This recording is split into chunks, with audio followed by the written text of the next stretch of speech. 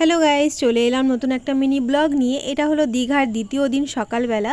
ভোরবেলা ঘুম থেকে উঠে রেডি হয়ে তারপরে চলে গেছিলাম ঘুরতে। আর এই দেখো আমরা মোহনায় চলে এসেছি। আর মোহনায় তো মাছের মেলা।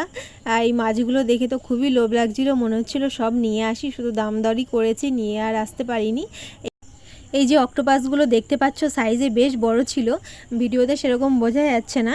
আর আমার তো অক্টোপাস খাওয়ার খুব ইচ্ছা, এবার তো আর হলো না। এর পরের বার যখন যাব দীঘায় তখন তো আমি বাড়িতে অবশ্যই নিয়ে আসব।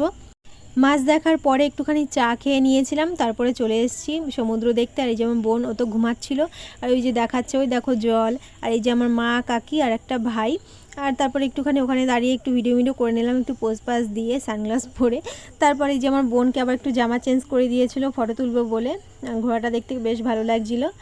মোহনা থেকে ঘুরে তারপরে আমরা কোথায় গেছিলাম সেটা পরে মিনি ব্লগে দেবো। আর ভিডিওটি ভালো লাগলে অবশ্যই সাবস্ক্রাইব, লাইক, শেয়ার, কমেন্ট করে দিও। টাটা।